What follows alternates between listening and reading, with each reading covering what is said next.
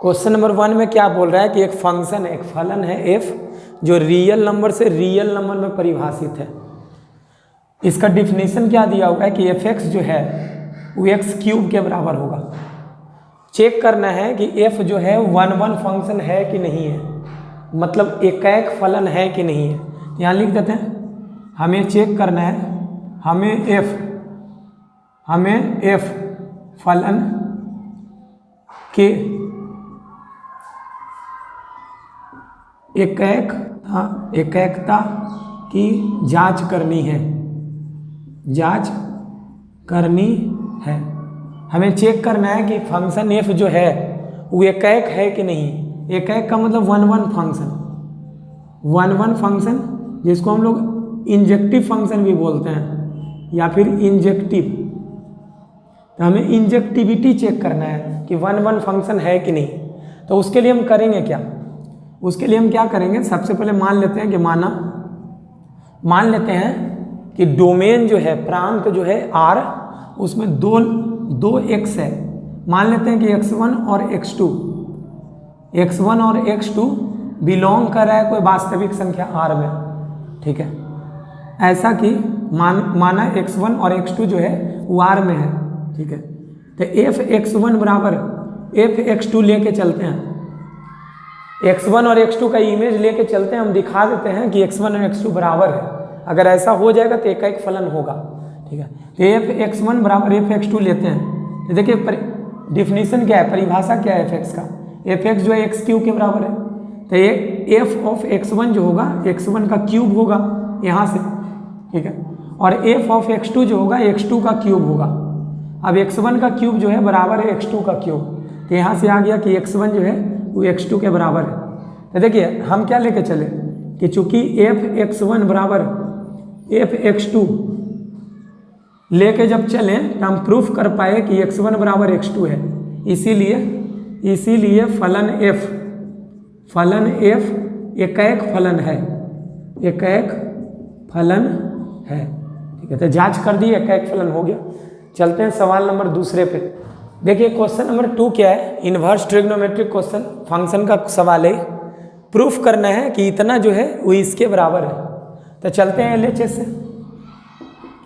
LHS से tan 1/2 sine inverse 2x upon 1 + x² plus 1/2 cos inverse 1 - x² बटा 1 + x²। तो देखिए इस सवाल को बनाने के लिए 3 फॉर्मूला पहले जान जाए कि 2 tan इनवर्स x जो है, 2 tan इनवर्स x का 3 फॉर्मूला होता है। एक साइन इनवर्स के रूप में, एक कॉस इनवर्स के रूप में और एक tan इनवर्स के रूप में। तो 2 tan इनवर्स x का फॉर्मूला साइन इनवर्स के रूप में कितना होता है, ये पढ़े 2x बटा 1 + x²। और यही चीज़ यहाँ है, देखिए यही चीज़ यहाँ है। तो इसको हम लिख सकते हैं ऐसा, इस चीज़ को हम ऐसे लिख सकते हैं। इस बात चीज़ को कितना है, देखिए इसका वैल्यू इतना होता है। तो यहाँ जरा लिख दो इसका वैल्यू। तो 2 × tan inverse x plus half. 2 tan inverse x का कॉस इनवर्स के रूप में भी फॉर्मूला होता है। कितना होता है, 1 - x² बटा 1 + x², ठीक है। तो देखिए यही चीज़ यहाँ है, यहाँ इस वाले चीज़ में। तो इस चीज़ का वैल्यू इतना होता है 2 tan इनवर्स x। तो जरा रखते हैं उसका वैल्यू, ये हाफ तो लिख दिए, इसका फॉर्मूला 2 tan इनवर्स x। तो यहाँ से 2 से 2 कैंसिल हो जाएगा, यहाँ 2 से 2 कैंसिल हो जाएगा। तो ये बचा tan inverse x plus tan inverse x, दोनों मिलके बन गया 2 tan inverse x। 2 tan inverse x फिर आ गया 2 tan इनवर्स x। तो 2 tan इनवर्स x का फॉर्मूला tan इनवर्स के रूप में भी होता है। कितना होता है, tan inverse 2x upon 1 - x² ही होता है। तो इस बार क्या कर रहे हैं ना, 2 tan इनवर्स x का फॉर्मूला ऐसे रख रहे हैं, ठीक है। तो जरा रख दीजिए 2 tan इनवर्स x का फॉर्मूला, कौन सा रखना है, tan इनवर्स वाला, ठीक है। तो रख दिए tan inverse 2x upon 1 - x²। अब हम पढ़े हैं कि बाहर tan है, अंदर tan इनवर्स है, तो दोनों कट जाता है। अब बचेगा 2x अपॉन 1 - x², और यही RHS से प्रूफ हो गया। देखिए क्वेश्चन नंबर 3 प्रूफ करना है कि इसका वैल्यू इतना होगा। LHS से चलते हैं। LHS है sine inverse 3/5 minus cos inverse 12/13। RHS में हमको साइन इनवर्स के रूप में लाना है, तब ऐसा करते हैं इसको भी हम साइन इनवर्स में बदलते हैं। तो साइन इनवर्स 3/5, ठीक है। अच्छा, किसी भी एक इनवर्स को दूसरे इनवर्स के रूप में बदल सकते हैं। जैसे कॉस इनवर्स है, तो कॉस इनवर्स है तो इसको साइन इनवर्स में बदलने के लिए ऐसा सोच सकते हो, जैसे कॉस का डिफिनीशन पढ़े होगे B/H, ऐसा हम लोग सोचते हैं कि B है B/H, वही आधार बटा कर्ण। तो आधार बटा कर्ण है, तो आधार जब 12 होगा, कर्ण जब 13 होगा, तो उस समय लंब जो होगा, परपेंडिकुलर जो होगा वो 5 हो जाएगा। याद कर किए होगे 5, 12, 13 ट्रिपलेट होता है, पाइथागोरन ट्रिपलेट। समकोण त्रिभुज बनाने वाली भुजाएं होती हैं 5, 12, 13। तो अगर इसको कॉस इनवर्स को साइन इनवर्स में बदलोगे तो यहाँ हम लिखेंगे P/H। तो P/H, तो जरा देखो B है 12, H है 13, ठीक है। तो P निकालोगे तो आ जाएगा 5, तो यहाँ डायरेक्ट रख दो P/H, H है 13, बदल दिए इस रूप में। डायरेक्ट लिख सकते हैं एक इनवर्स को दूसरे इनवर्स में। अब यहाँ सोचेंगे sine inverse x minus sine inverse y का फॉर्मूला। तो sine inverse x minus sine inverse y, इसका फॉर्मूला होता है साइन इनवर्स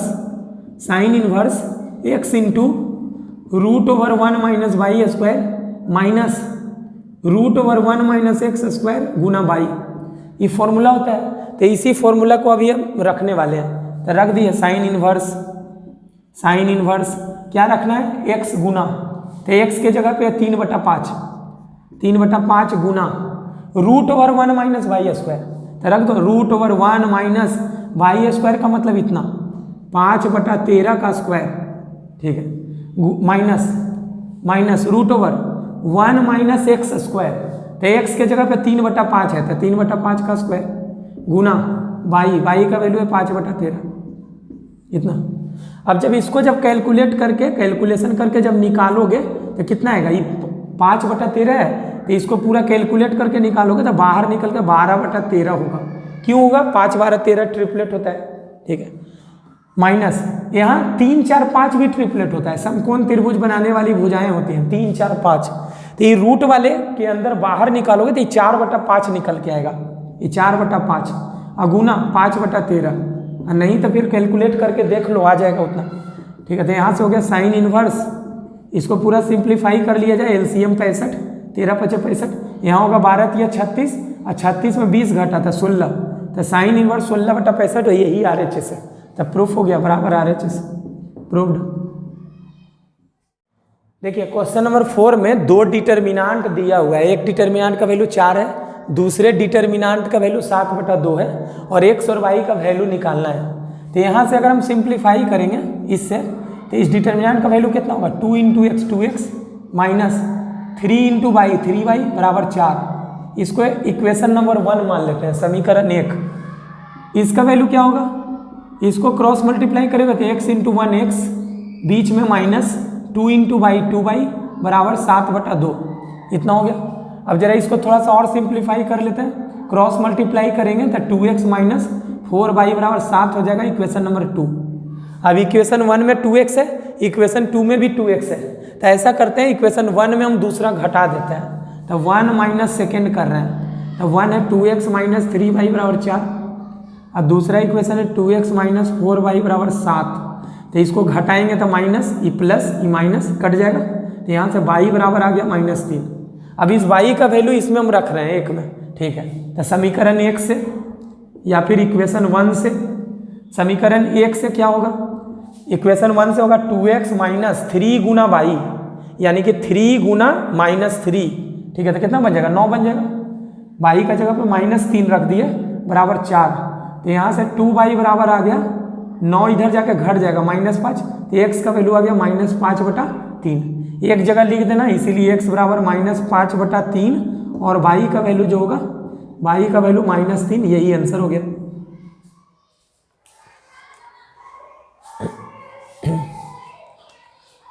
अच्छा, यहाँ पर 5/2 होगा, 5/3 नहीं होगा, 5/2। क्वेश्चन नंबर 5 में क्या बोल रहा है, एक डिटर्मिनांट दिया हुआ है, इसका वैल्यू इतना प्रूफ करना है।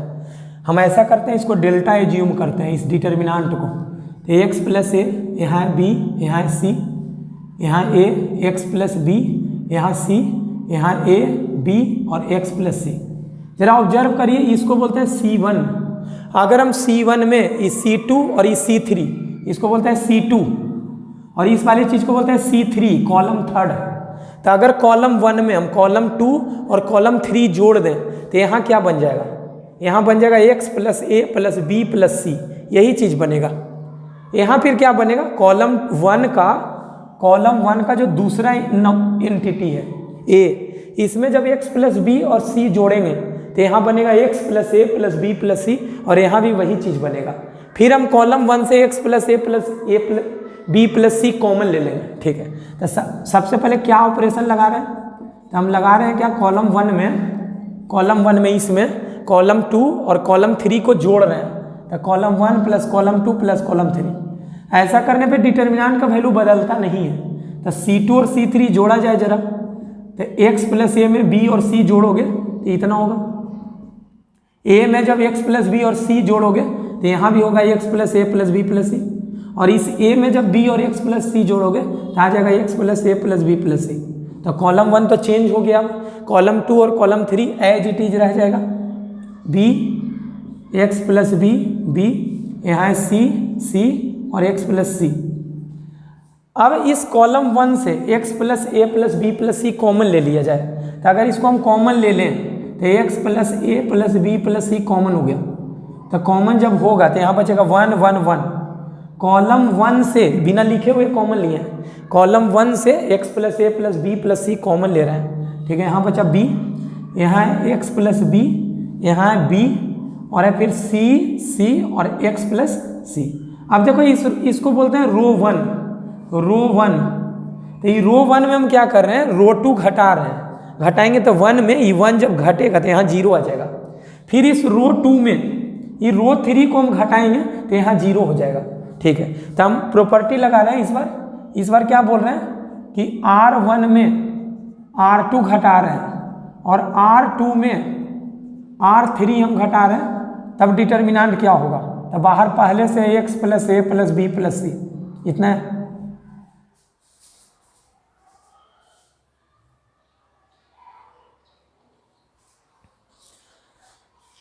इस 1 को जब इस 1 में घटाएंगे तो 0, इस x प्लस b को जब b में घटाएंगे तो माइनस x, और c में जब ये वाला c घटेगा तो 0।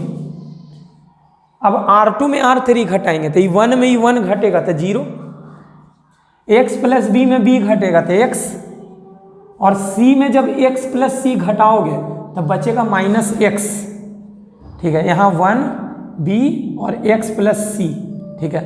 अब हम कॉलम 1 से विस्तार कर रहे हैं, एक्सपेंड कर रहे हैं, तो लिख देना C1 से विस्तार करने पर, एक्सपेंडिंग अलोंग C1, विस्तार करने पर। तो विस्तार करेंगे तो डेल्टा का मान क्या आएगा? x plus a plus b plus c। अच्छा, ये प्लस माइनस प्लस, मतलब हमको गुना करना है 1 गुना जिस रो में होता है, जिस कॉलम होता है उसको हटाते हैं, तो हटाने पर इसका गुना इससे होगा। तो माइनस एक्स का गुना माइनस एक्स है, एक्स स्क्वायर, बीच में अपने मन से माइनस, और एक्स का गुना सी से होगा तो 0। तो एक्स स्क्वायर में जब 0 घटेगा तो एक्स स्क्वायर, तो एक्स स्क्वायर गुना एक्स प्लस ए प्लस बी प्लस सी, और यही हमारा RHS है, ठीक है। तो प्रूव्ड हो गया। देखिए क्वेश्चन नंबर 6 में एक मैट्रिक्स दिया हुआ है 3x3 का, एक मैट्रिक्स दिया हुआ है जिसको fx बोला गया है। अब प्रूफ करना है कि fx प्लस वाई का वैल्यू fx गुना fy के बराबर होगा। तो हम ऐसा करते हैं, हम RHS से चल रहे हैं। तो RHS दिया हुआ है f of x Guna fy। अच्छा, fx का वैल्यू तो दिया हुआ है यहाँ, इसको 1 मान रहा, तो fx का वैल्यू रख दिया जाए जरा, cos x minus sine x 0, यहाँ साइन x, cos x, यहाँ 0, 0 0 1, फिर गुना करेंगे fy से। तो देखिए fx जब इतना है तो fy का वैल्यू में कुछ नहीं करना है, जहाँ जहाँ fx में x है उसके जगह पे y रख दो, fy निकल जाएगा, ठीक है। तो क्या होगा? cos y minus sine y, ये हम fy का वैल्यू रख रहे हैं 0, फिर यहाँ हो जाएगा साइन y, यहाँ होगा cos y 0, फिर होगा 0 0 1। अब इन दोनों मैट्रिक्स को आपस में गुना करना है। तो ये है 3x3 का, ई मैट्रिक्स भी है 3x3 का। तो दोनों मैट्रिक्स को जब गुना करोगे तो 3x3 का मैट्रिक्स आएगा। तो गुना कैसे करते हैं, रो को कॉलम से, पता होगा। तो ये फर्स्ट रो को गुना हम इससे करेंगे, इससे, और यहाँ लिखेंगे, यहाँ, ठीक है, यहाँ लिखेंगे। फिर ये फर्स्ट रो का गुना हम सेकेंड कॉलम से करेंगे और यहाँ लिखेंगे। फर्स्ट रो का गुना फिर थर्ड कॉलम से करेंगे, यहाँ लिखेंगे, ठीक है। फिर सेकेंड रो का गुना फर्स्ट कॉलम से करेंगे, यहाँ रखेंगे। फिर सेकेंड रो का गुना सेकेंड कॉलम से करेंगे, यहाँ लिखेंगे। फिर सेकेंड रो का गुना थर्ड कॉलम से करेंगे, यहाँ लिखेंगे। फिर थर्ड रो का गुना, ये थर्ड रो 0 0 1 का गुना फर्स्ट कॉलम से करेंगे, यहाँ रखेंगे। वैसे ही थर्ड रो का गुना सेकेंड कॉलम से करेंगे, यहाँ लिखेंगे। और थर्ड रो का गुना थर्ड कॉलम से करेंगे, यहाँ लिखेंगे। रो का गुना कॉलम से करेंगे, याद रखना है, ठीक है। तो इसका गुना इससे करते हैं, हम काट दिए ताकि समझने में आसानी हो, ठीक है। तो cos x का गुना cos y से होगा, ठीक है। तो थोड़ा बड़ा करके लिखते हैं ताकि अच्छे से दिखे। तो ये cos x का गुना इससे करेंगे, cos y से, बीच में अपने मन से प्लस देंगे। अब माइनस साइन x का गुना इस साइन y से करेंगे, तो ये प्लस को बना देगा माइनस में, काहे कि माइनस है, तो ये हो जाएगा माइनस साइन x गुना साइन y। और फिर 0 का गुना 0 से करेंगे, तो 0 जगह नहीं लिख रहे हैं, ठीक है। इसमें टोटल 9 एंटिटी आएंगे, 9, 3x3 का मैट्रिक्स आएगा। तो एक तो यहाँ हो गया। अब इस फर्स्ट रो का गुना सेकेंड वाले कॉलम से करेंगे, यहाँ लिखेंगे। तो लिखिए जरा, cos x का गुना माइनस साइन y से होगा, तो cos x गुना साइन y, और ये माइनस को हम आगे लिख देते हैं। cos x का गुना माइनस साइन y से किए, लिख दिए। अब इस माइनस साइन x का गुना इस cos y से करेंगे और लिखेंगे, ठीक है। तो माइनस साइन x गुना cos y होगा, और इस 0 का गुना 0 से खत्म हो गया। अब इसका गुना कर रहे हैं इससे, ठीक है, इससे फर्स्ट रो का गुना थर्ड कॉलम से, तो cos का गुना 0 से होगा 0, साइन x का गुना 0 से 0, और 0 का गुना 1 से होगा, तो यहाँ 0 हो गया। अब इसका गुना हम करेंगे इससे, इस वाले से, ठीक है। तो करिए जरा, इस सेकेंड रो का गुना, अभी सेकेंड रो का गुना करेंगे बारी बारी से। सेकेंड रो का गुना फर्स्ट कॉलम से, सेकेंड रो का सेकेंड कॉलम से, और सेकेंड रो का थर्ड कॉलम से। तो करिए जरा, इसका गुना पहले इससे करते हैं, पहले इससे हम करते हैं, इससे कर रहे हैं, इसका गुना इससे। तो साइन x का गुना cos y से, साइन x गुना cos y, इस cos x का गुना साइन y से, अब बीच में प्लस देते हैं, ठीक है। तो cos x गुना साइन y, फिर इसका गुना करेंगे इससे सेकेंड कॉलम से, इससे, और यहाँ लिखेंगे। तो लिखिए, साइन x का गुना इससे, तो माइनस साइन x गुना साइन y, ठीक है, बीच में प्लस। फिर इसका गुना करेंगे इससे, तो cos x गुना cos y, आई 0 का गुना 0 से, तो 0 खत्म हो गया वो। अब सेकेंड रो का थर्ड कॉलम से करेंगे इससे, अब इस वाले से करेंगे इससे। तो किया जाए जरा, साइन x का 0 से 0, cos x का 0 से 0, और 0 का 1 से 0, तो यहाँ 0 आएगा, ठीक है। अब इस थर्ड रो का गुना पहले करेंगे इससे, फर्स्ट कॉलम से, तो 0 आएगा, चेक कर लीजिए। इस सेकेंड रो का गुना फिर सेकेंड कॉलम से, ठीक है, तो यहाँ भी 0 आ जाएगा। और फिर थर्ड रो का गुना, इस थर्ड रो का गुना थर्ड कॉलम से करेंगे, ठीक है। तो जरा गुना करिएगा, 1 आएगा, ठीक है। अच्छा, अब ट्रिग्नोमेट्री का फॉर्मूला है ये, जरा ये ट्रिग्नोमेट्री का फॉर्मूला है cos a गुना cos b minus sine a गुना साइन b। ये फॉर्मूला होता है cos a प्लस b का, तो ये बन जाएगा cos a प्लस b, मतलब x प्लस y। इन दोनों में माइनस कॉमन ले रहे हैं, इसमें और इसमें माइनस जब कॉमन ले लोगे तो ये बचेगा साइन a गुने cos b plus cos a गुने साइन b। माइनस जब इसमें कॉमन लोगे तो ये बचेगा साइन a प्लस b, यानी कि sine x plus y। Minus common लेने के बाद फॉर्मूला हो जाएगा, यहाँ 0 है, यहाँ 0 है, यहाँ 1 रहेगा, यहाँ 0 0 रहेगा, 0 0, और उसी प्रकार से ई दोनों में इस ये cos a गुना cos b minus sine a गुने साइन b, उलट के देख लो तो ये बच गया cos a प्लस b है। cos a प्लस b का फॉर्मूला है पूरा, cos a गुना cos b minus sine a गुना साइन b। ये फॉर्मूला है साइन a प्लस b का, ठीक है। तो ये फॉर्मूला है साइन a प्लस b का। अब जरा वापिस से ऑब्जर्व करो, यहाँ जब यहाँ x था तो अंदर cos के साथ x था, यहाँ देखो cos के साथ x प्लस वाई है, जहाँ जहाँ इसमें x है वहाँ वहाँ इस रिलेशन में x प्लस वाई है, मतलब ये एक्चुअल में f of x plus y है और कुछ नहीं है। तो यही तो है, यही तो LHS है, तब प्रूव्ड हो गया। देखिए क्वेश्चन नंबर 7 में एक मैट्रिक्स इक्वेशन दिया हुआ है, 3 मैट्रिक्स दिए हुए हैं, इसको गुना करने के बाद बोल रहा है कि वो जीरो मैट्रिक्स के बराबर है। ये जीरो नहीं है बल्कि जीरो मैट्रिक्स है, तब बोल रहा है x का वैल्यू क्या होगा। इसका सॉल्यूशन क्वेश्चन बैंक में गलत दिया हुआ है, इसलिए जरा ध्यान से देखना इस चीज को। सबसे पहले इस कितने ऑर्डर का मैट्रिक्स है, तो ये 3x3 का है। ये मैट्रिक्स जो है वो 3x1 का है। तो इन दोनों को जब हम आपस में गुना करेंगे, जब इन दोनों मैट्रिक्स को आपस में गुना करेंगे तो 3x1 का मैट्रिक्स आएगा, यानी कि उसमें 3 रो होंगे और 1 कॉलम होगा। 3 रो होंगे उसमें और 1 कॉलम होंगे जब इसको गुना करेंगे तब, ठीक है। और उसका गुना फिर वापस से हम इस मैट्रिक्स से करेंगे, तो इसको हम लिख देते हैं x -5 और ये -1। इन दोनों मैट्रिक्स को जब गुना करेंगे तो 3x1 का होगा, यहाँ लिख देते हैं 3x1 का। और ये मैट्रिक्स दिया हुआ है तुम्हारा जिसमें 1 रो है और 3 कॉलम है, मतलब ये 1x3 है, 1x3, ठीक है। ये O के बराबर है। अभी गुना हम करते हैं इसका मैट्रिक्स इससे, तो गुना कैसे करते हैं, रो को कॉलम से। अच्छा टोटल एंटिटी कितने आएंगे, एक यहाँ आएगा, एक यहाँ आएगा और एक यहाँ आएगा। ये मैट्रिक्स में 3 रो होंगे और 1 कॉलम होगा, तो इसका गुना हम इससे करते हैं, पता होगा, ठीक है। तो 1 का गुना x से करोगे तो ये आएगा x, फिर 0 का गुना 4 से करोगे तो +0, और 2 का गुना 1 से करेंगे तो +2, यही बचेगा। फिर इसका गुना करेंगे इससे तो करेंगे तो 0 गुना x 0 प्लस 2 का गुना 4 से 8 प्लस 1 का गुना 1 से 1। फिर इस थर्ड वाले रो का गुना फर्स्ट कॉलम से, थर्ड रो का इससे गुना, तो 2 का गुना 1 से 2x, 0 का गुना 4 से 0 और 3 का गुना 1 से +3, ठीक है। तो यहाँ बच रहा है क्या, यहाँ है x + 2, फिर है 9 और यहाँ है 2x + 3। तो इसका गुना हमको करना है इससे, x -5 -1 से, और ये 0 है, 0 का मतलब जीरो मैट्रिक्स। अच्छा ये मैट्रिक्स है 3x1 का, ये मैट्रिक्स है 1x3 का, तो देखो ये मिल रहा है, तो जब गुना करोगे तो 3x3 का मैट्रिक्स आएगा, ठीक है।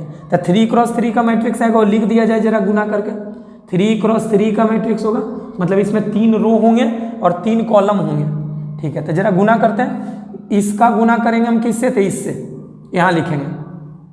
इस फर्स्ट रो का फिर गुना करेंगे इससे -5 से, यहाँ लिखेंगे।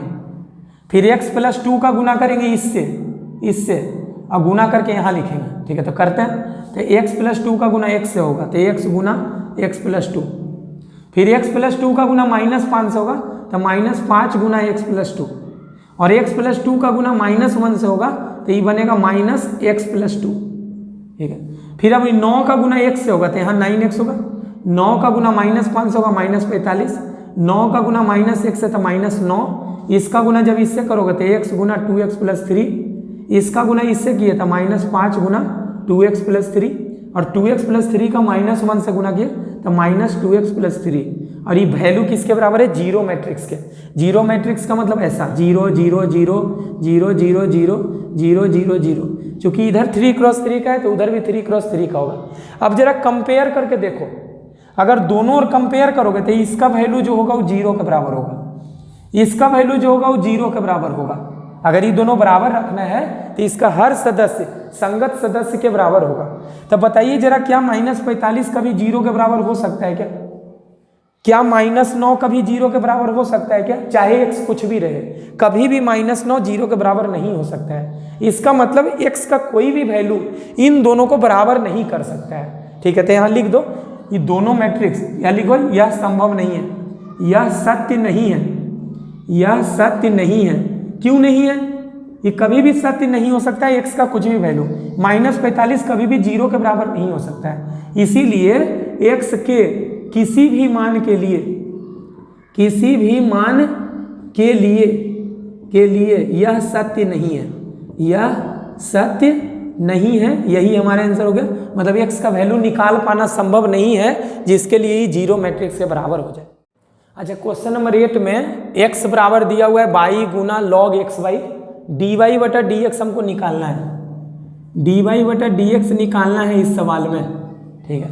तो इसको क्या करते हैं, दोनों ओर डिफ्रेंशिएट करते हैं। तो लिख देते हैं कि दोनों ओर x के सापेक्ष अवकलित करने पर, x के सापेक्ष अवकलित करने पर, अवकलित करने पर, या फिर लिखना है differentiating both sides with respect to x, ठीक है। तो डिफ्रेंशिएट करो, x का x के रेस्पेक्ट में डिफ्रेंशिएशन 1, और यहाँ u गुना v लगेगा, u गुना v, तो u रह गया बाहर, और v का डिफ्रेंशिएशन, तो log x गुना y का डिफ्रेंशिएट करेंगे, डिफ्रेंशिएट करेंगे x के रेस्पेक्ट में log x y का, फिर बीच में प्लस, फिर दूसरा फंक्शन v रखेंगे, v रखेंगे मतलब log x y रखेंगे, और पहले वाले का डिफ्रेंशिएशन मतलब y का डिफ्रेंशिएशन, तो dy बटा dx, ठीक है। तो यहाँ से आ गया 1 बराबर y गुना, ये log का डिफ्रेंशिएशन क्या होगा, log का डिफ्रेंशिएशन होता है 1 बटा x, लेकिन x नहीं है यहाँ, x y है। चेन रूल लगाएंगे,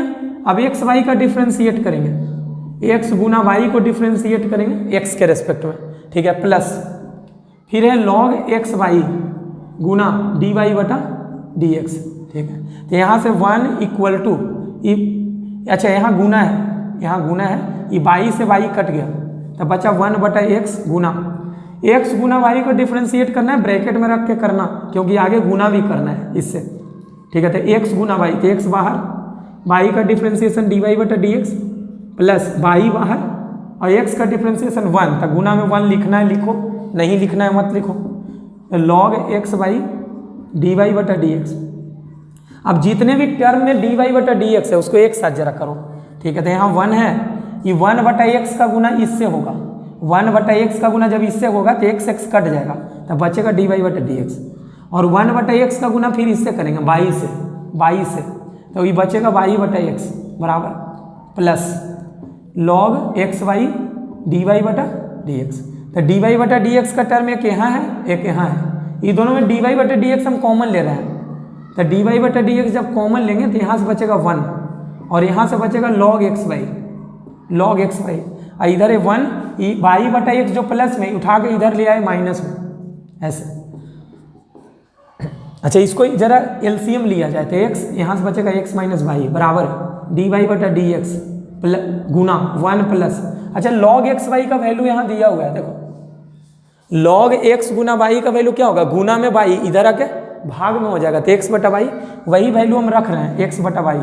कहाँ से लिखें, तो लिख दो फ्रॉम 1 समीकरण 1 से, समीकरण 1 से log x y का वैल्यू निकालिए, गुना में y था इधर आके भाग में हो गया, तो यहाँ से जरा भिन्न का जोड़ करो, तो भिन्न का जोड़ करोगे तो एलसीएम y आएगा y प्लस x, ठीक है। तो गुना कितना है dy बटा dx, लिख दो dy बटा dx, और इधर है x माइनस वाई बटा x, इसको जरा क्रॉस मल्टीप्लाई किया जाए तो y जाएगा ऊपर, तो यहाँ से dy बटा dx का वैल्यू निकल के आ जाएगा, तो dy बटा dx क्या होगा, ये y चल जाएगा ऊपर, तो y बटा x है, ठीक है, ऊपर में पहले से x माइनस वाई है, और ये भाग में x प्लस वाई जो है वो नीचे आ जाएगा, x प्लस वाई, और यही हमारा इस सवाल का आंसर होगा।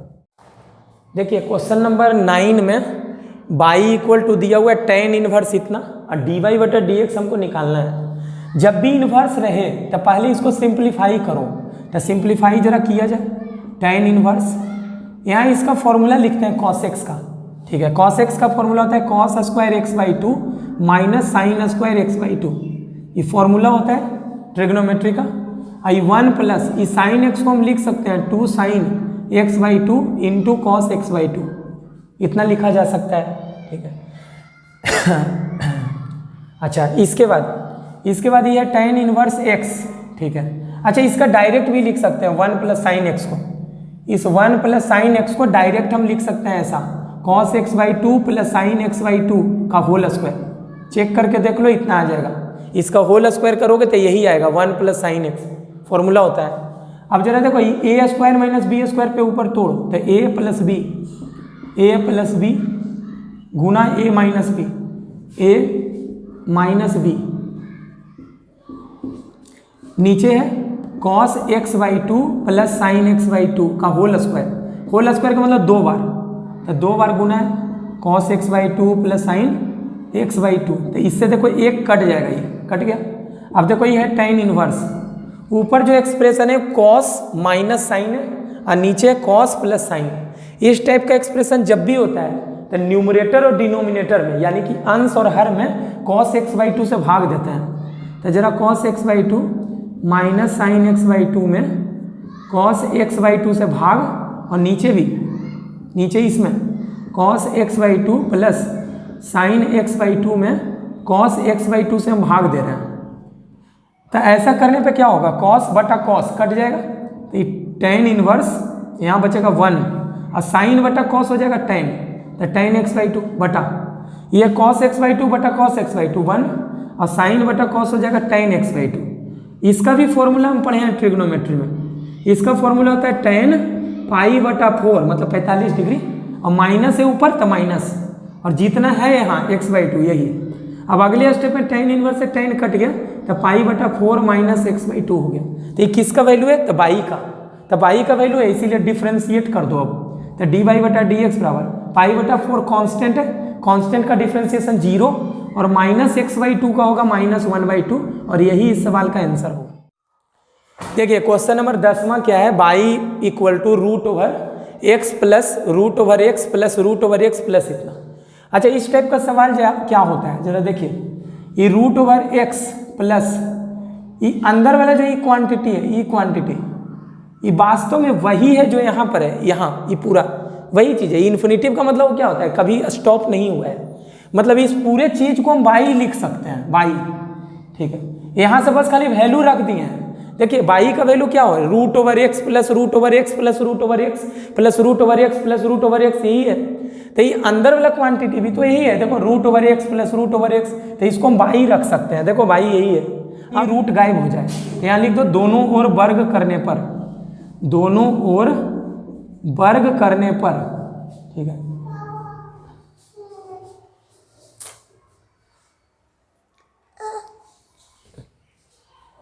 चल जा, बैठेगा बैठ जा, जाके जा, हिलाना मत।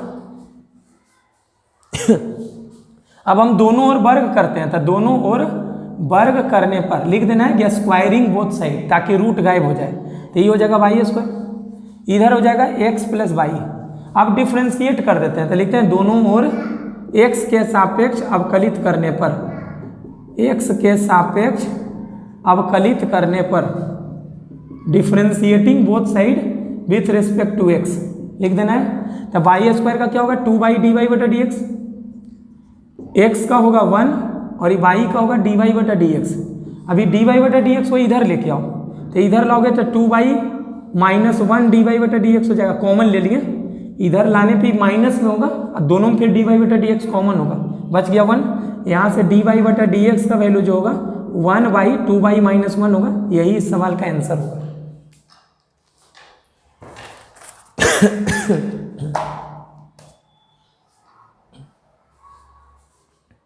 ये क्वेश्चन नंबर 11 चलते हैं। 11 में एक इंटीग्रेंड है sec to the power n theta गुने tan थीटा। यहाँ हम ऑब्जर्व करेंगे, देखिए tan पे पावर ऑड है, tan का जो पावर है ऑड है, और tan पर पावर जब ऑड संख्या रखता है, विषम संख्या 1 3 5 7, तो सेक को हम मानते हैं, सब्सटीट्यूट करते हैं। तो हम करेंगे क्या, सबसे पहले इसको इक्वेशन नंबर 1 ले लेते हैं। चूंकि tan का पावर ऑड है इसलिए सेक को हम मानेंगे। ठीक है, तो मानते हैं कि माना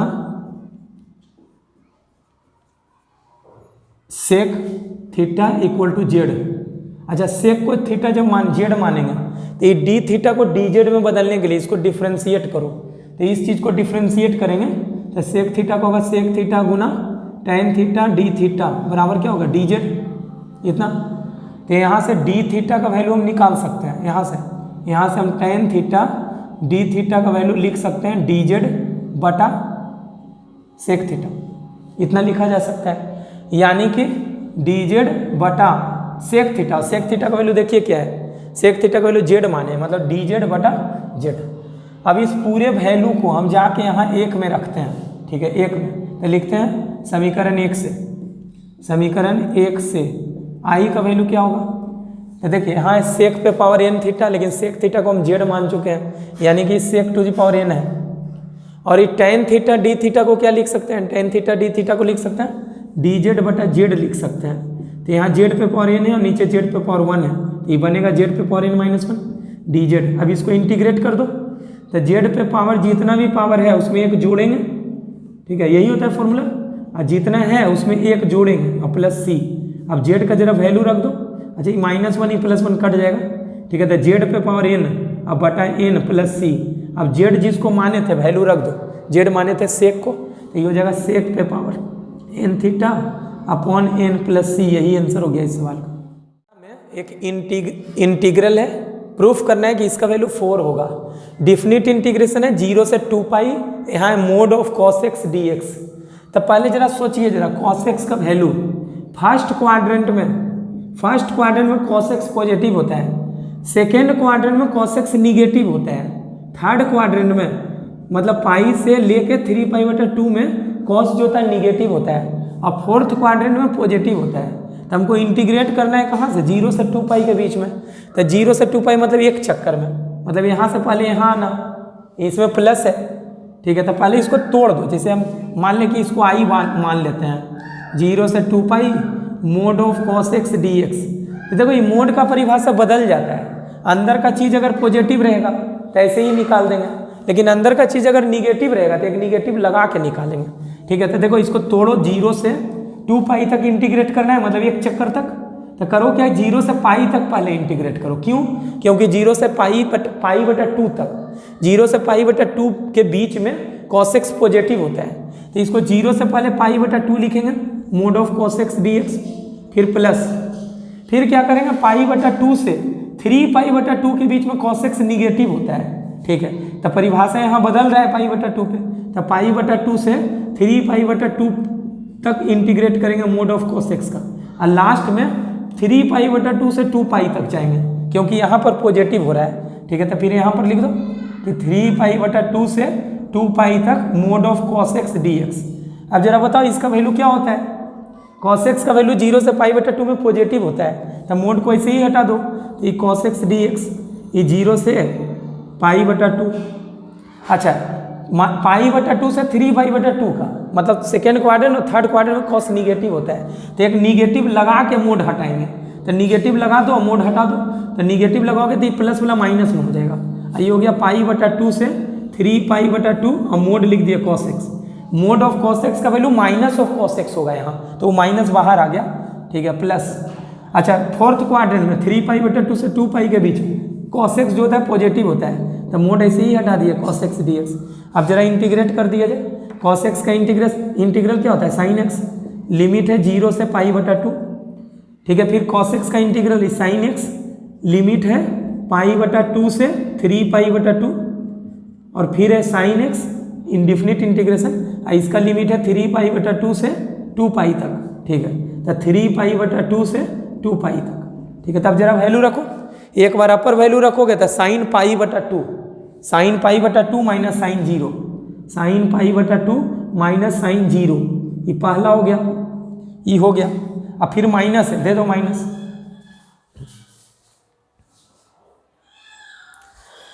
इसके बाद इसका वैल्यू, तो एक बार अपर वैल्यू रखेंगे तो sin 3π/2, ठीक है, तो ब्रैकेट में रख दो sin 3π/2, बीच में माइनस, अब पाई/2 रखेंगे तो sin π/2, ठीक है। अब फिर एक और ही बच गए, अपर वैल्यू रखोगे तो sin 2 पाई माइनस sin 3π/2। अच्छा अब हम जानते हैं, देखो क्या जानते हैं, यहाँ पर साइन का वैल्यू 0 होता है, 0 डिग्री पे और पाई डिग्री, पाई रेडियन पे, 0 पर, पाई पर, 2 पाई पर, सब पे साइन का वैल्यू 0 होता है, ऐसे वाले पे, ठीक है। यहाँ 0, यहाँ 0, यहाँ पर साइन का वैल्यू पाई/2 पे साइन का वैल्यू 1 होता है, और 3π/2 पे वैल्यू साइन का वैल्यू यहाँ -1 होता है। तो बस ध्यान रखो उसको, तो यहाँ रख कर देते हैं इसका वैल्यू, तो साइन 90 डिग्री है, साइन पाई/2 मतलब यहाँ आ गया, तो यहाँ साइन का वैल्यू 1 होता है। साइन 0 यहाँ होता है, 0 होता है।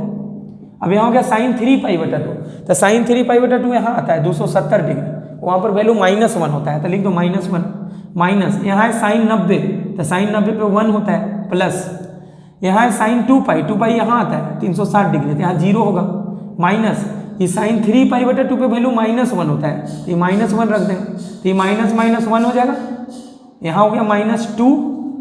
अच्छा कुछ गलत है, यहाँ पर माइनस है, यहाँ देखो माइनस है, तो ये 2 यहाँ हो जाएगा, 1 यहाँ, 3 और 1 4, तो 4 यही है RHS, प्रूव्ड हो गया। अच्छा आगे क्वेश्चन नंबर 14 में एक होमोजीनियस डिफरेंशियल इक्वेशन है, समघातीय अवकल समीकरण। ठीक है, इसको ऐसे लिख सकते हैं dy बटा d x equal to 2xy upon x square minus Y square. ये होमोजीनियस डिफरेंशियल इक्वेशन है, ऊपर भी 2 घात है और नीचे भी 2 घात है। यह समघातीय अवकल समीकरण है, समघातीय अवकल समीकरण है। नीचे चल जाओ, धोवा दें? हैं? चल जाओ नीचे, मम्मी धोवा देगी, जाओ चल जाओ।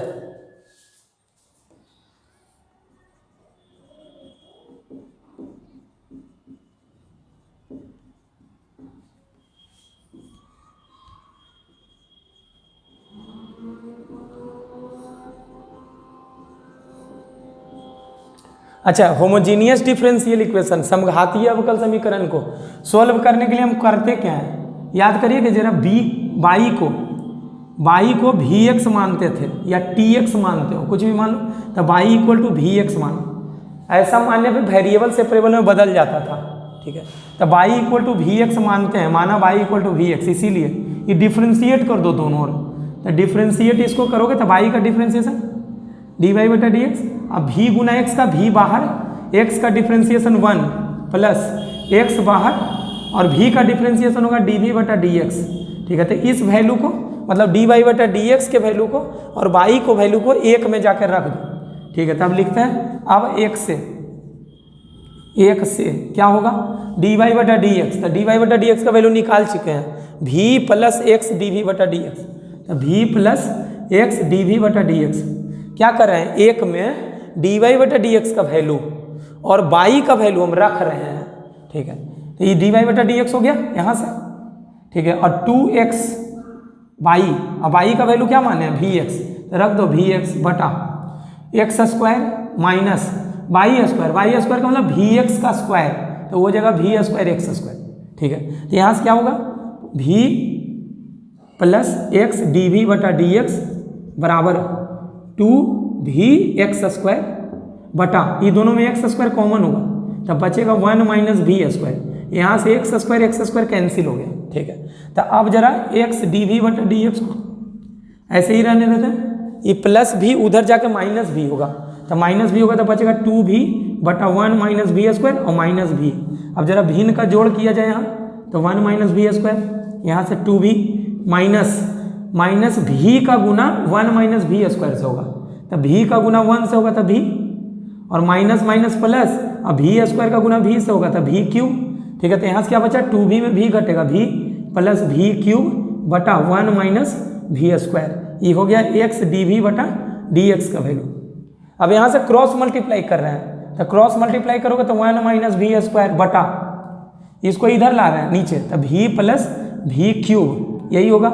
यहाँ है डी भी वाला एक साइड में ले गए और डी एक्स क्रॉस मल्टीप्लाई करके ऊपर ले जा रहे हैं, डी एक्स और एक्स इधर आके बटा में हो जाएगा एक्स, दोनों ओर इंटीग्रेट करने पर, तो इंटीग्रेशन कर देंगे, तो इधर है कितना, इधर है 1 माइनस भी स्क्वायर, 1 माइनस भी स्क्वायर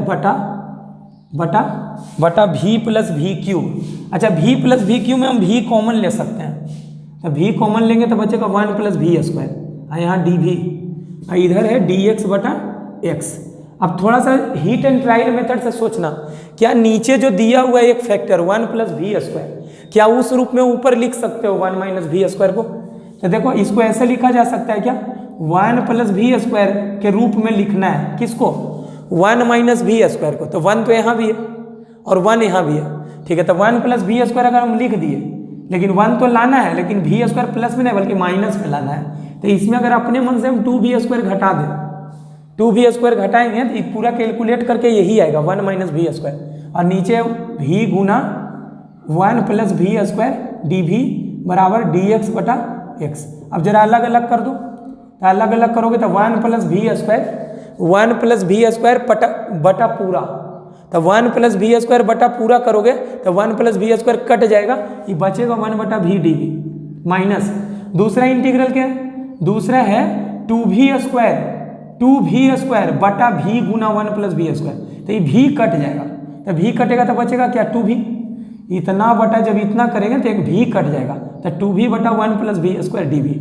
अब जरा ऑब्जर्व हम कर सकते हैं कि जो नीचे का फंक्शन है 1 + v², उसी का डेरिवेटिव ऊपर है 2v। तो नीचे वाला का हूबहू जब ऊपर डेरिवेटिव होता है तो उसका इंटीग्रल वैल्यू होता है log ऑफ नीचे का फंक्शन। ठीक है, तो पहले इसका क्या होगा, इसका होगा log v माइनस इसका होगा log ऑफ नीचे का फंक्शन, तो नीचे का फंक्शन है 1 + v², ये होगा, इसका होगा log x। अब हर जगह logs है, log है तो कांस्टेंट को भी log में मान लो log k। ठीक है, तो यहाँ से क्या हो जाएगा, यहाँ से हो जाएगा log m minus log n का फॉर्मूला होता है log m/n। ठीक है, बराबर log, यहाँ log m plus log n, इसको लिख सकते हैं log m गुना n। अब दोनों ओर से हम log हटा सकते हैं, क्यों, क्योंकि log 1 फंक्शन होता है। ठीक है, तो log हटाओगे तो 1 + v², हम मोड भी हटा रहे हैं, लेकिन मोड जब हटाओगे तो एक प्लस माइनस देना पड़ेगा, तो प्लस माइनस क्या होगा, k गुना x, यही होगा, प्लस माइनस एक देना पड़ेगा। अब जरा क्रॉस मल्टीप्लाई करने के पहले v का वैल्यू लिख रख देते हैं, तो v का वैल्यू देखो यहाँ से निकाल सकते हो, तो v का वैल्यू है y/x, गुना में x, इधर आके भाग में हो जाएगा, तो y/x बटा 1 प्लस ये v² का वैल्यू होगा y²/x² बराबर प्लस माइनस के को हम c लिख देते हैं, वो भी कांस्टेंट ही होगा, कांस्टेंट बदल के हम c रख रहे हैं। अब जरा इसका भिन्न का जोड़ करो, तो भिन्न का जोड़ करोगे तो नीचे आएगा x² + y² बटा x², और ये x जो होगा एक x को काट देगा, अब कटने के बाद फिर x ऊपर चल जाएगा, तब बचेगा x गुना y बराबर x² + y²। खुद से करके देखो, समझ में आ जाएगा। अच्छा, ये x जो होगा इस x से कट जाएगा, और फिर इसको क्रॉस मल्टीप्लाई करके हम लिख सकते हैं कि y = c गुना x² + y² होगा, और यही इस सवाल का आंसर होगा। अच्छा, क्वेश्चन नंबर 15 में एक डिफरेंशियल इक्वेशन दिया हुआ है, अवकल समीकरण, इसको सोल्व करना है। तो सबसे पहले इसको देखिए जरा, ये dy/dx है और इसके साथ में x cos x है, तो जरा ख्याल करो, लीनियर डिफरेंशियल इक्वेशन पढ़े हैं हम लोग, लीनियर डिफरेंशियल इक्वेशन पढ़े हैं, रैखिक अवकल समीकरण, रैखिक अवकल समीकरण। तो रैखिक अवकल समीकरण का सामान्य रूप कैसा होता था, वो होता था ऐसा, dy/dx प्लस p गुना y बराबर q, जहाँ पर p और q x का फंक्शन होता था। तो क्या इस पूरे एक्सप्रेशन को क्या इस रूप में लाया जा सकता है क्या? देखिए, dy/dx के साथ में गुना है x cos x, तो अगर x cos x से अगर दोनों ओर हम भाग दे दे तो शायद इस रूप में दिख जाए। ठीक है, तो हम कर रहे हैं क्या, दोनों ओर ये dy/dx के साथ में जो है x cos x उसी से भाग दे रहे हैं, तो dy/dx अकेले छूट जाएगा, तो दोनों ओर x cos x से भाग देने पर तो भाग दे रहे हैं इसको, तो भाग देंगे तो ये बनेगा क्या, dy/dx। फिर इसमें भी भाग होगा किससे, x cos x से, तो भाग देंगे तो क्या बचेगा, x sin x plus cos x पहले से है, इसमें भाग देना है किससे, x cos x से, और गुना में क्या है y, गुना में y बराबर RHS में भी भाग दो उसी चीज़ से, x cos x से भाग देते। ठीक है, तो ऐसा भाग देने पे जरा देखिए, रैखिक अवकल समीकरण का जो जनरल रूप होता है उस रूप में शायद आ जाए। ठीक है, तो ये होगा dy/dx बराबर प्लस x sin x का भाग x cos x से होगा, तो x कट जाएगा, sin बटा cos tan x हो जाएगा, tan x प्लस cos बटा x cos x, तो cos कट जाएगा, 1/x बच जाएगा, y बराबर 1/x cos x। अब जरा गौर से देखो, ये x का फंक्शन है, अब y के साथ जो गुना है वो भी x का फंक्शन है, तो यहाँ लिख सकते हैं यह रैखिक अवकल समीकरण, यह रैखिक अवकल समीकरण dy/dx प्लस p गुना y बराबर q के रूप का है, इसके रूप का है, जहाँ p और q x का फंक्शन है, ये p है और यहाँ ये q है। ठीक है, इसीलिए हम सोल्व करने के लिए क्या करते हैं, इंटीग्रेटिंग फैक्टर निकालते हैं। याद करो, समाकलन गुणांक, तो समाकलन गुणांक इसका क्या होता है, e⁻p dx होता है, तो e⁻p dx, तो p कितना है, तो p है tan x प्लस 1/x, यही है p dx। ठीक है, हो गया, तो यहाँ से क्या हो जाएगा, e पे पावर इंटीग्रल। अच्छा, इंटीग्रल निकाल दो, tan x का इंटीग्रल क्या होता है, log of sec x, log of sec x mode नहीं देते हैं जनरली इसमें इंटीग्रेटिंग फैक्टर में, प्लस ये 1/x का इंटीग्रल होता है log ऑफ x। ठीक है, तो जरा देखो, ये पावर में क्या है, e पर power log m plus log n, इसको हम लिख सकते हैं log m गुना n, तो log m गुना n लिखेंगे तो यही होगा। अभी प्रॉपर्टी पढ़े हो कि log का बेस है e, तो यहाँ बेस में भी e और log का भी बेस e, तो ये कट जाता है, वैल्यू क्या होता है, यही जो यहाँ होता है वही बच जाता है x sec x, तो इंटीग्रेटिंग फैक्टर निकल गया। अब इसीलिए सॉल्यूशन जो होगा यानी कि हल जो होगा, सॉल्यूशन जो होगा इस डिफरेंशियल इक्वेशन का, वो फॉर्मूला क्या होता है, y गुना इंटीग्रेटिंग फैक्टर बराबर q गुना integrating factor dx plus c।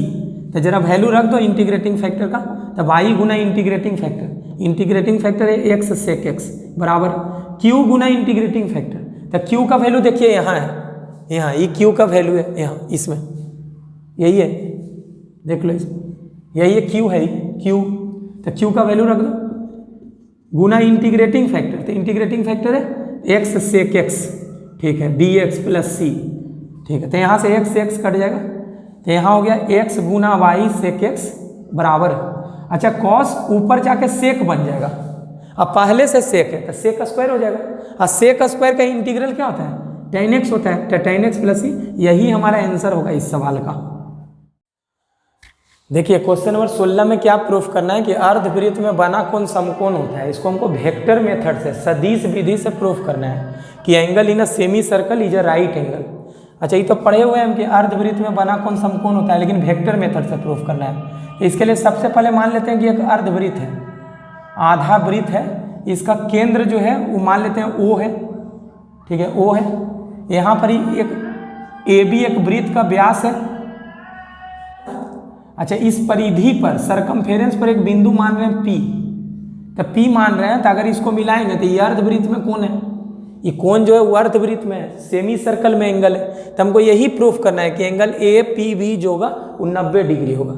तो इसके लिए सबसे पहले कुछ डिफाइन कर लो, जैसे मान लो कि माना OB वेक्टर जो है, OB वेक्टर मतलब ई वेक्टर, वो वेक्टर है R वेक्टर, वही R वेक्टर ऐसा मान लिए कि मान लेते हैं कि let OB vector equal to R vector. इसीलिए OA जो वेक्टर होगा, जरा बता दो, ये केंद्र है, वृत्त का केंद्र सेंटर, तो ये रेडियस होगा, त्रिज्या होगी, ये भी त्रिज्या होगी, तो वृत्त की त्रिज्याएं क्या होती है, बराबर होती हैं। तो OB जो होगा वो OA के बराबर होगा। तो देखो O से B की ओर इधर डायरेक्शन में चले हैं, तो O से A जो होगा दूरी में तो OB के बराबर होगा, लेकिन उसका डायरेक्शन अपोजिट है, तो ये OA जो होगा वो माइनस ऑफ R वेक्टर होगा, ऐसा हम बोल सकते हैं। इसीलिए OA वेक्टर जो होगा, OA वेक्टर O से A की ओर वो माइनस R के बराबर होगा। जैसे ही हमको इसको R माने तो ये माइनस R हो गया। अच्छा, एक चीज़ और, ई जो वेक्टर होगा, ई वेक्टर O से P की ओर जो मिलाए हैं, ठीक है, और इसको भी मान लो, और ये भी मान लो कि OP वेक्टर जो है, ये OP वेक्टर, इसको कुछ C मान लेते हैं, हम एज्यूम कर लेते हैं कि वो वेक्टर C है। अच्छा, अब जरा एक चीज़ चेक कर लो, हमको प्रूफ करना है कि एंगल APB जो है वो 90 डिग्री है, अर्धवृत्त में बना कोण 90 है। तो उसके लिए हम ई वाला वेक्टर जो है AP वेक्टर और ई वेक्टर जो है PB वेक्टर, ये दोनों वेक्टर को दिखा देंगे कि वो दोनों का डॉट प्रोडक्ट 0 है। क्या बोल रहे हैं कि इस एंगल APB को 90 दिखाने के लिए हम ऐसा प्रूफ करेंगे कि AP वेक्टर और डॉट PB वेक्टर या फिर BP वेक्टर वो 0 है। देखो, डॉट प्रोडक्ट अगर 0 कब होता है, जब दो वेक्टर परपेंडिकुलर होता है, लंबवत होता है। तो मेरा मेन मोटो यही है, AP वेक्टर निकालेंगे और PB वेक्टर निकालेंगे। तब जरा चेक करते हैं, ठीक है, चूंकि डायरेक्ट यहीं से चलते हैं, इस समझने के लिए किए थे, इसको मिटा देते हैं। तो AP वेक्टर और डॉट PB वेक्टर हम निकाल के देखते हैं जरा। तो देखो, AP वेक्टर को कैसे लिख सकते हो, AP वेक्टर इस त्रिभुज में आएगा, AP वेक्टर। तो AP वेक्टर को कैसे लिख सकते हैं, देखो A से P जा रहे हैं, तो इस त्रिभुज में देखना, इस ट्रायंगल में अगर हम AO वेक्टर में अगर ही हम OP वेक्टर जोड़ दें, AO वेक्टर का मतलब कौन सा वेक्टर है, देख लो, A से AO आए और फिर O से P आए, तो त्रिभुज का नियम जो होता है, याद करो, दो सदिशों का योगफल का जो त्रिभुज का नियम होता है, triangle law of vector addition, उसे देखो AP वेक्टर किसके बराबर होगा, AO vector plus OP vector, A से O गए और O से P गए, तो इसका योग जो होगा, सम जो होगा वो AP वेक्टर होगा। तो इसको ऐसे लिख सकते हैं, हम AP वेक्टर के जगह पे लिख दिया डॉट प्रोडक्ट, यहाँ है PB वेक्टर। तो PB वेक्टर जरा गौर से देखो, PB वेक्टर कौन है, P से B आए हैं, तो PB वेक्टर कैसे आओगे, तो PO वेक्टर, देख लो, PO वेक्टर P से O आए और O से B जाओ, और अगर OP वेक्टर अगर जोड़ देंगे तो ये PB वेक्टर हो जाएगा। देख लो ना, PO वेक्टर और में अगर हम ई जोड़ेंगे ई वेक्टर O से B, तो इसी सेंस में आए हैं। तो इसका योग जो होगा उसको विपरीत सेंस में होगा, ऐसे होगा, ठीक है। तो इसका योग क्या होगा, पीवी वेक्टर, ठीक है। पीओ प्लस ओ बी को हम लिख सकते हैं पीवी, अब पीवी को लिख सकते हैं पीओ प्लस ओ बी, तो लिख दिए ऐसे। अब एओ वेक्टर जरा गौर से देखो, जो डिफाइन किए हो, हम ओ से ए वेक्टर डिफाइन किए थे, देखो ओ से ए वेक्टर क्या है, माइनस आर वेक्टर है, तो ए से ओ जो होगा वो प्लस आर होगा, उल्टा होगा, प्लस ओपी वेक्टर। तो ओपी वेक्टर कौन है, देखो ओ से पी, तो ओ से पी वेक्टर जो है सी वेक्टर, हम पहले मान चुके हैं, तो रख दो सी डॉट। अच्छा, पीओ वेक्टर का मतलब पी से शुरू हो ओ पे खत्म, तब पीओ वेक्टर कौन होगा, ओपी वेक्टर तो सी वेक्टर है, तब पीओ वेक्टर जो होगा वो माइनस सी होगा, minus C plus OP vector. अब ओपी वेक्टर क्या है जरा देखो, ओपी वेक्टर, अच्छा ये गलत लिखा गया लगता है, ओबी होगा शायद, ओबी होगा ना, पीओ प्लस ओबी होगा, तो देखो ओबी वेक्टर क्या है, ओबी वेक्टर आर है, तो वेक्टर आर लिख दिया, ठीक है। अब इसको ऐसे लिख सकते हैं हम, R plus C dot dot ये आर माइनस सी।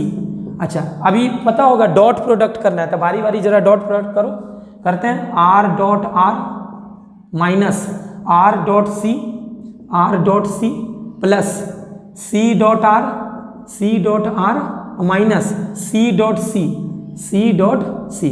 तो जरा देखिए डॉट प्रोडक्ट जो होता है क्रम विनिमय को फॉलो करता है, आर डॉट सी बोलो चाहे सी डॉट आर बोलो बराबर होगा, एक प्लस में एक माइनस में कट जाएगा। और आर डॉट आर क्या होता है, आर स्क्वायर हो जाता है, या फिर बोलो ऐसे हो जाएगा कि वेक्टर आर का मैग्नीट्यूड का स्क्वायर होगा ऐसे, और सी डॉट सी क्या होगा, वेक्टर सी का मैग्नीट्यूड का स्क्वायर होगा।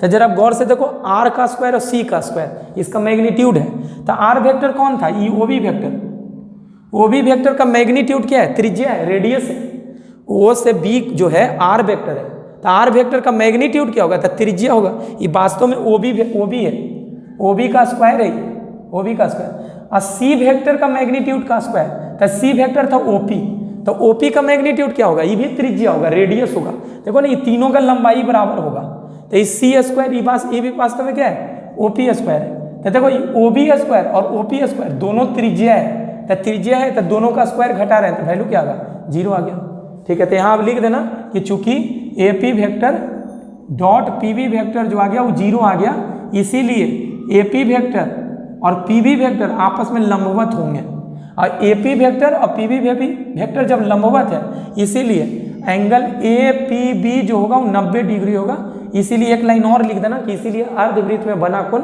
समकोण होता है, angle in a semi circle is a right angle proved.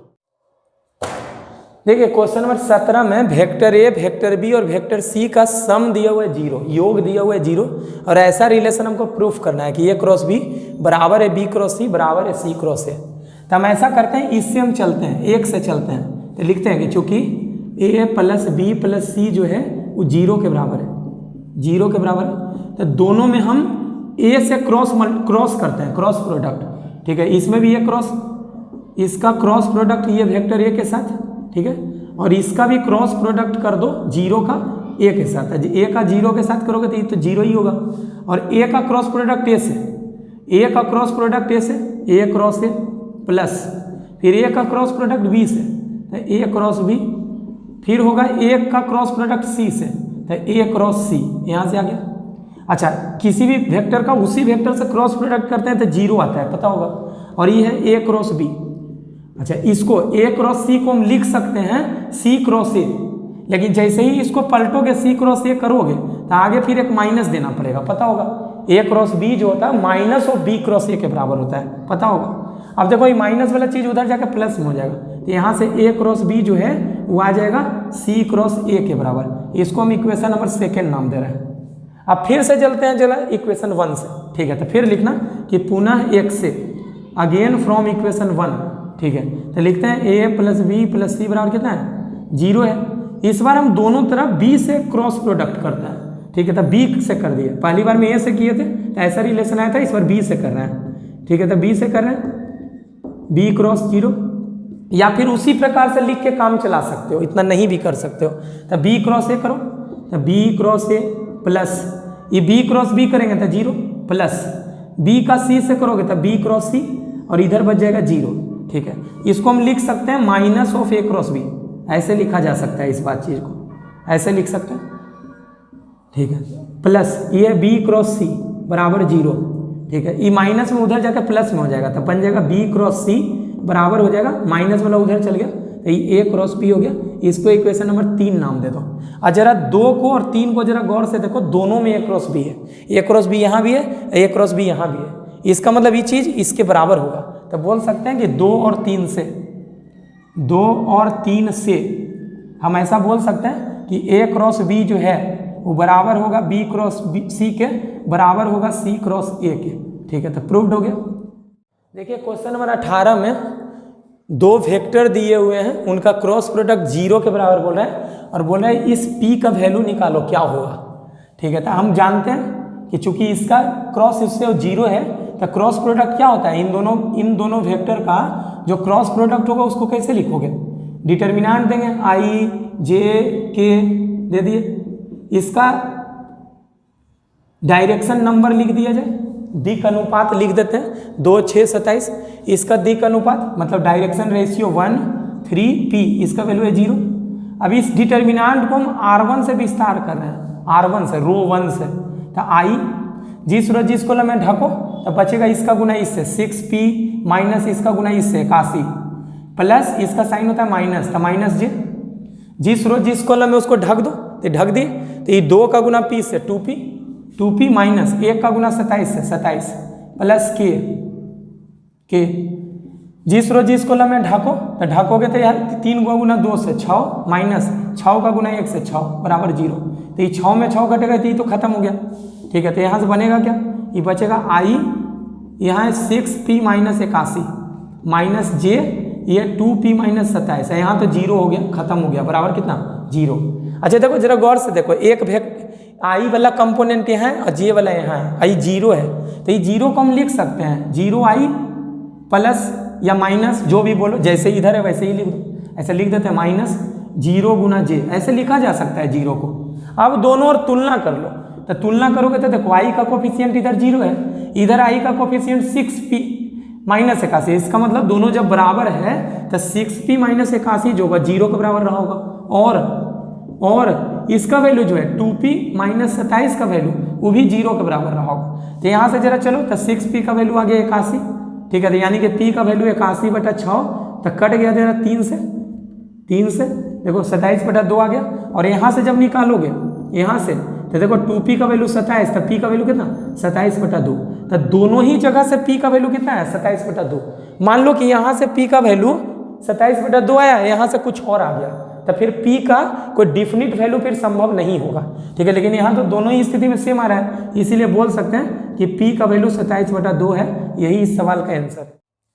देखिए क्वेश्चन नंबर 19 में 3 पॉइंट दिए हुए हैं, 3 बिंदु हैं, प्रूफ करना है कि तीनों पॉइंट जो होगा एक ही लाइन पर होगा, एक ही लाइन पर के 3 बिंदु हैं, मतलब तीनों बिंदु जो है संरेख है, कोलिनियर है, ऐसा प्रूफ करना है। तो सबसे पहले हम करते क्या है, सबसे पहले इस बिंदु को नाम दे दो a, मान लेते हैं कि माना a, फिर इस बिंदु का नाम देते हैं b, और इस बिंदु को हम नाम देते हैं c। हम मान लिए तीनों बिंदु का नाम दे दिए। अच्छा, डायरेक्शन नंबर के मदद से हम लोग प्रूफ करेंगे, दिक अनुपात के मदद से। तो रेखा AB का स्लोप, रेखा AB का के दिक अनुपात निकाल लो। दिक अनुपात क्या लिखे हैं, direction ratio of line AB लिख सकते हो, डायरेक्शन रेशियो ऑफ AB। अच्छा, हिंदी लिखो या फिर इंग्लिश लिखो, दोनों में से एक लिखना। तो लाइन AB का डायरेक्शन रेशियो निकालो। तो AB का डायरेक्शन रेशियो क्या होता है, x2 माइनस x1 कॉमा, ठीक है, 3 डायरेक्शन रेशियो होते हैं जिसको ABC बोलते हैं, y2 minus y1, y2 minus y1 comma, और तीसरा डायरेक्शन रेशियो क्या होगा z2 माइनस z1 5 माइनस 3, तो यहाँ से आ जाएगा 1, ये आ जाएगा माइनस माइनस प्लस, ये -3 हो जाएगा, ये हो गया 2। ठीक है, तो यहाँ से देखो जरा AB का डायरेक्शन रेशियो निकल गया। ठीक है, तो AB का डायरेक्शन रेशियो है, इसको तुम मान लो A1, इसको मान लेते हैं B1 और इसको मान लेते हैं C1। ठीक है, अब हम क्या करेंगे, अब BC का डायरेक्शन रेशियो निकालो, BC के दिक अनुपात डायरेक्शन रेशियो। ठीक है, तो BC के डायरेक्शन रेशियो निकालो जरा, BC का निकालोगे तो फिर वही x2 minus x1, y2 minus y1, फिर z2 माइनस z1। ठीक है, तो कितना आ गया, ये 3 माइनस माइनस प्लस हो जाएगा। ठीक है, तो -9 बचेगा। ठीक है, यहाँ 6 हो गया, तो यहाँ इसको मानो A2, इसको B2 और यहाँ C2, अब यहाँ जरा ऑब्जर्व करो, a1/a2 का वैल्यू लिखोगे तो क्या आएगा 1/3, b1/b2 का वैल्यू निकालोगे तो देखो -3 में जब -9 से भाग दोगे तो यहाँ भी आएगा 1/3, और c1/c2 जो होगा वो होगा 2/6 यानी कि 1/3। तो यहाँ लिख देना कि चूंकि यहाँ a1/a2 का वैल्यू कितना होगा, देखो a1/a2 करोगे तो 1/3, b1/b2 करोगे तब भी 1/3, और c1/c2 करोगे तो 1/3। यहाँ a1/a2 बराबर है b1/b2 और बराबर है c1/c2, हम ऐसा ऑब्जर्व कर रहे हैं। इसीलिए ए बी रेखा जो होगा वो समानांतर होगा बीसी का। जब डायरेक्शन रेशियो प्रोपोर्शनल हो जाए, समानुपाती हो जाए, तो दोनों रेखा आपस में पैरेलल होता है, समानांतर होता है। लेकिन हमको समानांतर प्रूफ नहीं करना था, हमको तो दिखाना था कि पॉइंट ए, पॉइंट बी और पॉइंट सी एक ही लाइन पर है। तो देखो ए बी लाइन और बी सी लाइन पैरेलल है और उसमें बी पॉइंट कॉमन है, तो ये तभी हो सकता है जब तीनों पॉइंट जो है एक ही लाइन पर हो जाए, तभी संभव है, ऐसे नहीं। ठीक है, तो यहाँ लिखना लेकिन ए बी और बी सी में बिंदु सी उभयनिष्ठ है, बिंदु बी उभयनिष्ठ है। लिख देना कि since point B is common in the line A B and B C, hence points A B and C are lie in the same line. ठीक है, ऐसे लिख सकते हैं। इसीलिए ए बी और सी एक ही रेखा पर हैं। फिर लिख देना प्रूव्ड, सिद्ध हो गया। देखिए क्वेश्चन नंबर 20 में एक पॉइंट दिया हुआ है 4, -5 और 6, और एक प्लेन दिया हुआ है, प्लेन समतल, और एक समतल का सदिश समीकरण दिया हुआ है, सदिश समीकरण। तो बोल क्या रहा है कि इस पॉइंट से इस प्लेन का, इस समतल का दूरी बता दो क्या होगा। तो हम क्या करें, जो दिया हुआ बिंदु है उसको P नाम दे रहे हैं, ये फुट ऑफ परपेंडिकुलर जो है लंब के पाद उसको M नाम दे रहे हैं। तो हमको P से M का दूरी निकालना है। तो किसी बिंदु से एक समतल का दूरी कैसे निकालते हैं उस पर जरा गौर करना। हम करेंगे क्या, ठीक है, करेंगे क्या कि बिंदु P का समतल एक से दूरी बराबर। अच्छा, दूरी निकालने के पहले एक बात ख्याल रखना कि इधर 0 बनाना, मतलब -6 को इधर लेके आना। तो इधर लेके आओगे तो क्या होगा, अच्छा ये r को ऐसे भी लिख सकते हो, xi + yj + zk, ये कोई बिंदु है r, पोजीशन वेक्टर में दिया हुआ था, उसको इस रूप में लिख दो, xi + yj + zk। r का मतलब यही होता है, xi + yj + zk। अब गुना क्या है, 4i - 4j + 7k, यही है। ठीक है, और उसके बाद क्या बोले कि -6 को इधर लेके आना था, +6 = 0, इसको 1 मानो, यही है समतल का समीकरण। अब करेंगे क्या कि इस बिंदु से इस प्लेन का जब दूरी निकालना है तो सबसे पहले तो मोड़ दे दिए। मोड़ देने के बाद x y z जो यहाँ दिख रहा है वो x y z को हटा के 4, -5 और 6 रखना। तो रख दो जरा, तो 4i प्लस y के जब क्या रखेंगे -5, तो -5 रखो तो ये माइनस हो जाएगा, -5j और प्लस z के, तो z के जगह पर रखेंगे 6। बस यही अल्फा बीटा गामा यही रखना है x y z के जगह पे, ध्यान रखना। ठीक है, प्लस 6k, बहुत इंपॉर्टेंट सवाल है इसलिए दोबारा जरूर कर लेना याद से।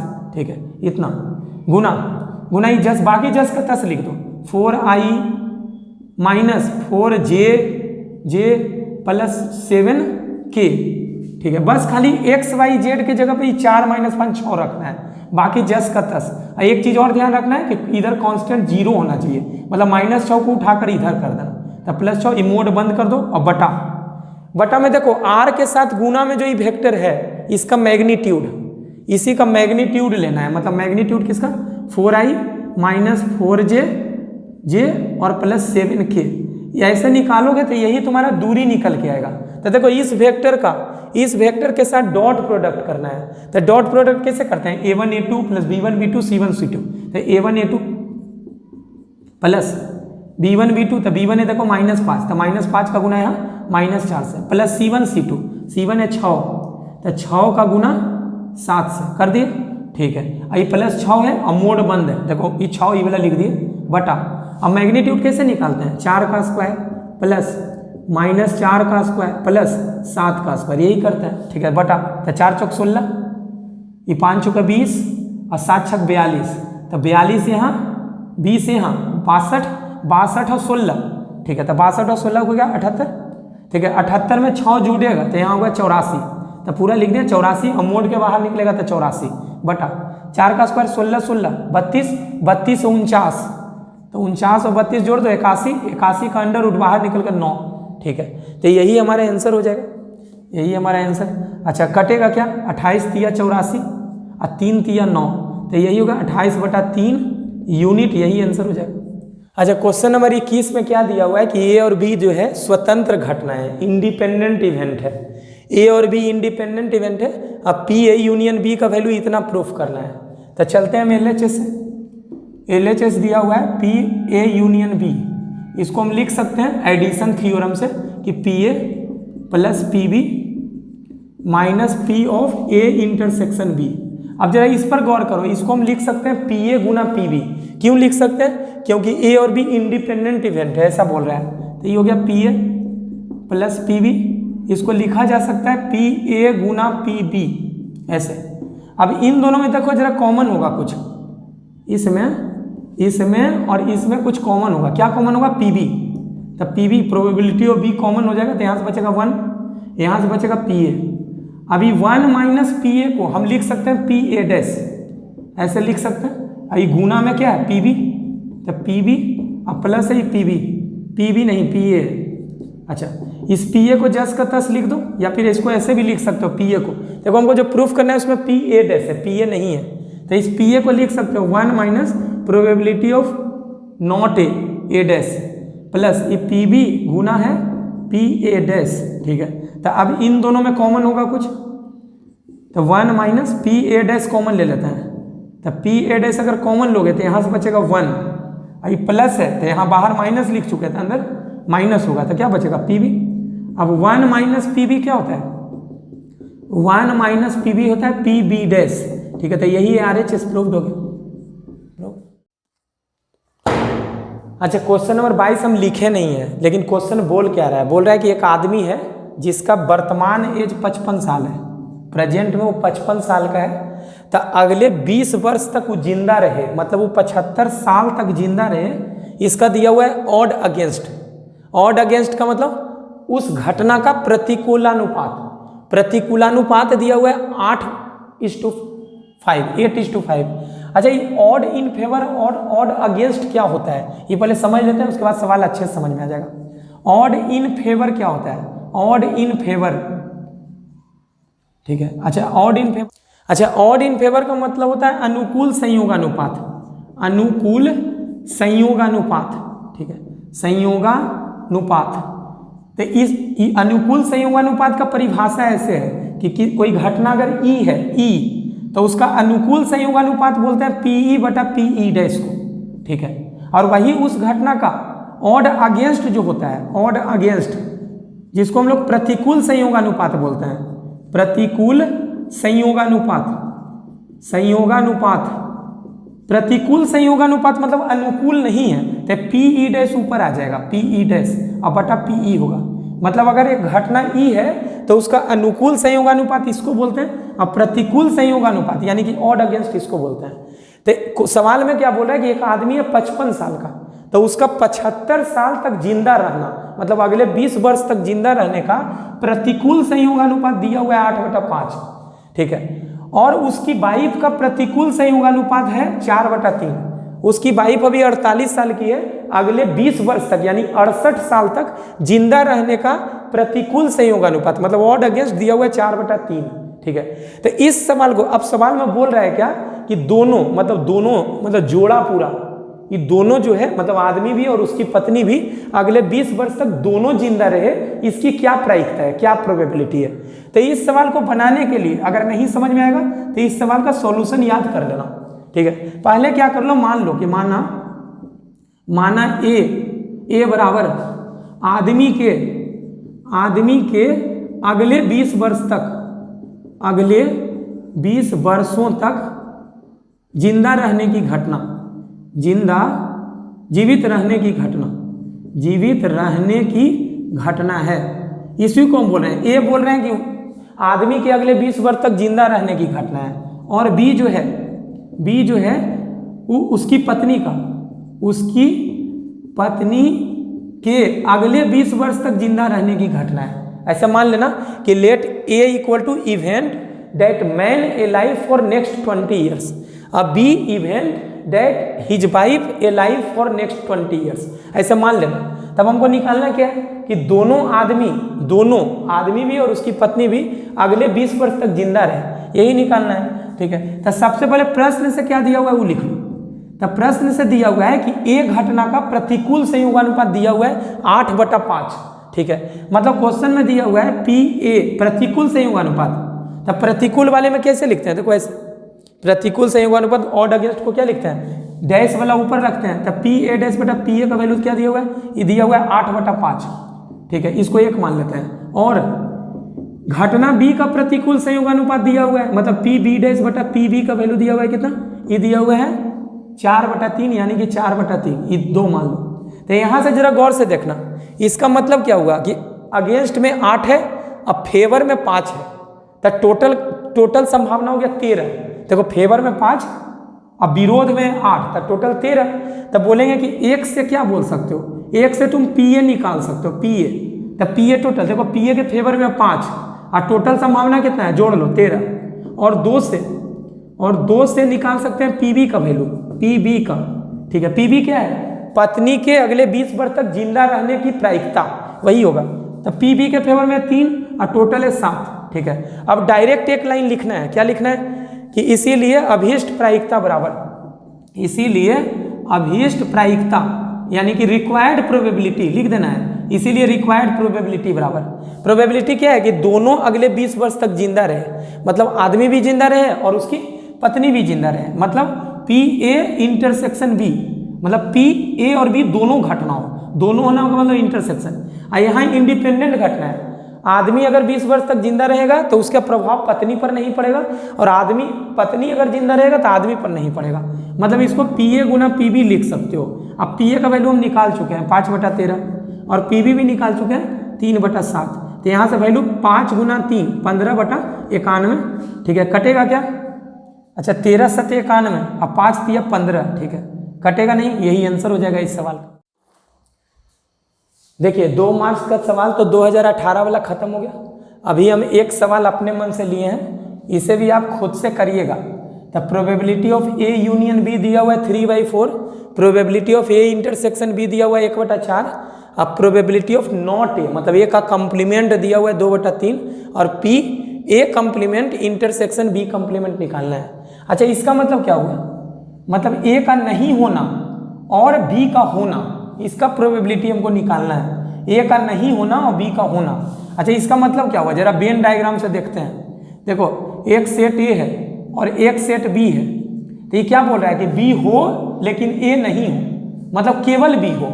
ठीक है, तो B हो, देखो ये हिस्सा जो है, ये वाला हिस्सा, इस पर जरा गौर करना। ये इसका मतलब है B वाला है लेकिन A नहीं है इसमें।